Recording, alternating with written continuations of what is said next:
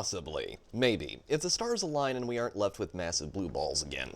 Alright, a moment please while I order my thoughts. Okay, so right off the bat, how is this any different from the last 7 times Kennedy has been rumored to be leaving Lucasfilm? Well, dear chatter, because this time, every single trade magazine seems to be running with this story, which means one of 2 things.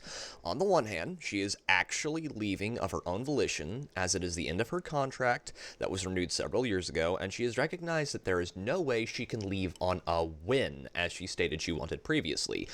Or, on the other, she is at the end of her contract and Disney wants her gone, and thus they are making sure that everyone knows so they can make sure that she doesn't try to weasel a couple more years at the tiller of Lucasfilm out of Disney. To be honest, it could be a little of column A and a little of column B, but I firmly believe personally that she is leaving of her own will, if at all.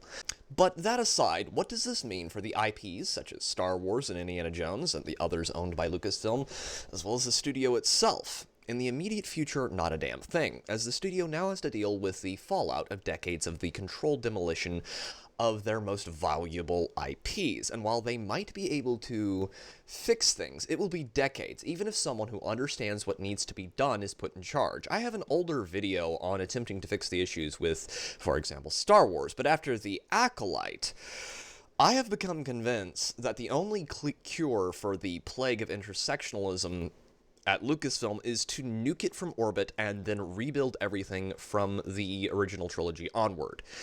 Indiana Jones is pretty much beyond saving, in my opinion. Harrison Ford is too old to play in any new movies, and we are 2 really bad movies into the franchise at this point. So even if they recast Indy, which would be a Herculean task in and of itself, they will have a hard uphill battle to gain a fraction of their former success. Here's the rub, ladies and gentlemen. Kennedy is probably gone, and that means if Disney is smart, they can begin to repair the damage that she caused. However, I would remind everyone that this is Bob Iger's Disney, and so any hopes you might have should be tempered with realistic expectations as to what you expect from Disney and Lucasfilm.